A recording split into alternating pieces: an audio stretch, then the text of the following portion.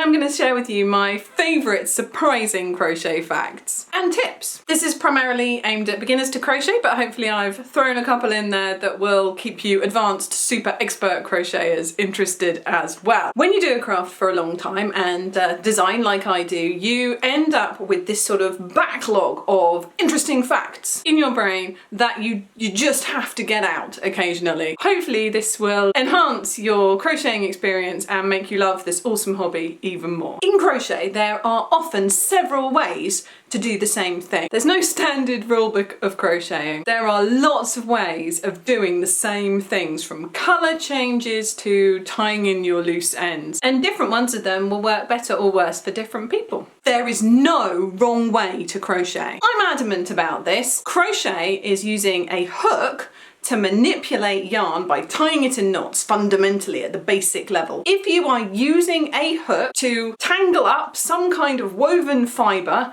into a shape, you're doing crochet. You can't get it wrong. You can follow a pattern wrong, like not how you were intending to follow it, but the literal art of crochet, do it how you like. Don't fight your yarn. That sounds strange, but it's factual. I don't mean like physically wrestle your yarn. That's also not a good idea unless that's your sort of thing. Wrestling is fun. But if you've picked a yarn and you've started working with it and it is splitting all the time, or it's tangled itself into a massive yarn bath, or you just hate the texture, don't fight with it. Don't ruin the experience for yourself, just don't use it. There are so many ways that you can make use of yarn that is not to your taste or just not working out for you without literally crocheting it. One of my favourite ways is just to use it to stuff other things. I have had some terrible yarn experiences over the years. Just take the terrible yarn and put it inside a cushion or a toy. There's always great ways to make use for it without being wasteful.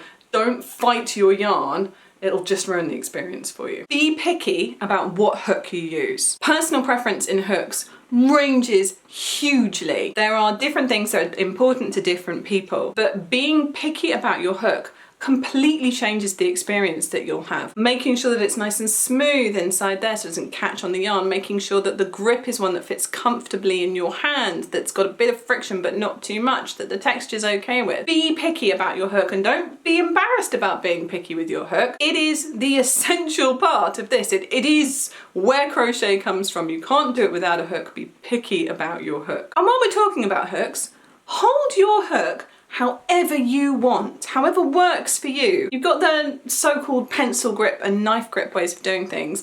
I am a person who has always been picked up on weirdly holding my pen or my pencil. Even now as an adult, when I'm signing people into events, I get raised eyebrows at how I'm holding my pen. It works for me. It's none of their business. As long as you're not hurting yourself because of the way that you're holding it, hold it how you want. There's no rules. Also, use your hook how you want. People have a lot of ideas about how they think that things should be done, but again, it just doesn't matter. Do the thing that works for you. If you want to push your hook through your stitches with the pointy end, that's great. If you want to hook it through the stitches, that's fine too. There are lots of opinions on which way is faster and more efficient, but it doesn't matter because ultimately we're all individuals. Do what works for you. Count your stitches. I know that's just general crochet advice, right? But keep counting your stitches. Count your stitches whenever you remember to count your stitches. And this is certainly so true for me with making crochet toys. I can get quite deep into a project and very immersed in what I'm doing, but whenever I think, hang on, let's check my progress, and I'm going to count that round back to the stitch markers,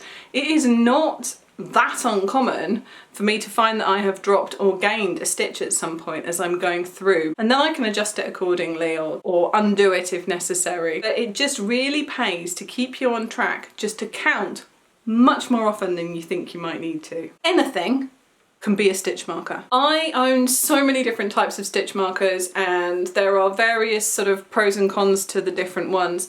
But don't like sit down and then panic that you don't have a stitch marker. Even little scraps of yarn can be a stitch marker. Anything that goes into the stitch without misshaping it and stays in there, that's a stitch marker. Try new things even if you don't want to. I'm the worst for this. Like, don't get me wrong, I can have periods where I just want to make granny squares all day because it's nice and repetitive, or corner to corner. But sometimes I find that if I do something again and again and again, I literally make myself completely sick of it, and then I just don't want to go back to it for absolutely ages. So if you realise that you've got maybe into a bit of a pattern of doing the same thing again and again, try something different before you go back to that thing again. I really think it keeps your enthusiasm for the repetitive thing if you insert other things. Also, breadth of knowledge. You learn new stuff, which is always great fun. If you want to make toys, learn magic circles. I know there's the whole chenille plus plush fluffy yarn thing, but the fact is that if you are using most types of yarn to make crochet toys, the only way to really well seal that circle is to make a magic circle. And a connected point, if you watch a tutorial on a magic circle, or anything else for that matter,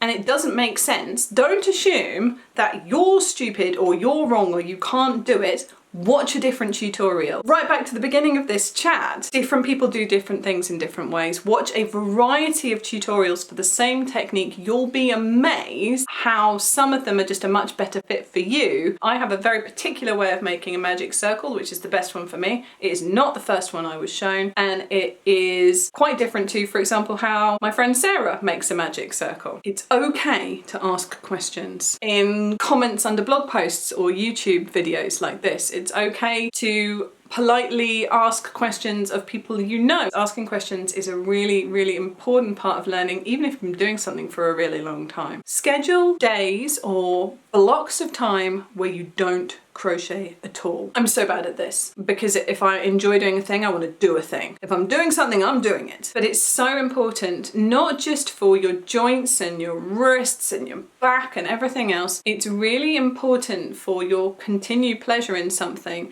to take breaks from it. Have defined times in your brain where you're not crocheting. I guarantee it'll make those periods when you are crocheting even more efficient and fun. Don't agree to take on projects that you don't actually want to take on. I think we all do this when we've been in a hobby for a while, a crafty hobby where we create stuff. I hate to stereotype, but especially as women, we want to please people. And we do also want to share this craft to an extent, show people what we can do, and that's all really wonderful. But we put ourselves in these awkward positions sometimes where we commit to things that actually aren't practical or we just don't want to do.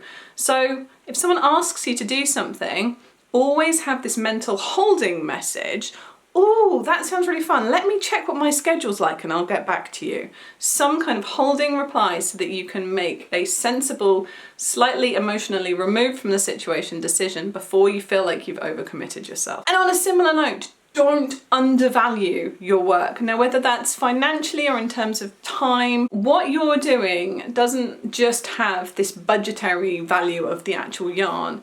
It is also hours of work, hours of learning before the literal work happens, value in every sense of the word what you're doing, because it has a great value to it. Read as many pattern books, stitch books, watch as many YouTube tutorials. If you are feeling enthusiastic about this, go to loads of different sources and immerse yourself in all the information. Don't limit yourself to one area necessarily. Look at all the different aspects and ways that you can crochet. The more information that you have hanging around in the back of your brain, the more influence you'll be able to give to different projects. And if you start designing at some point, you'll have all these different areas to draw on and compile in one area to make super beautiful, awesome things. Copying is great. Most people crochet by copying other people's patterns. Some people will alter the pattern to make it a new thing. Other people, like me, will prefer to design unique things, and other people will freestyle how they do it. And any one of those things is still as valid as the other one. And speaking of validity, simple crochet patterns that you have created, like a nice big granny square, are just as valid as intricate off-the-wall designs are. Don't devalue what you've created just because someone else has created something that is a different sort of thing. Anything that you have created yourself with your effort and time and skill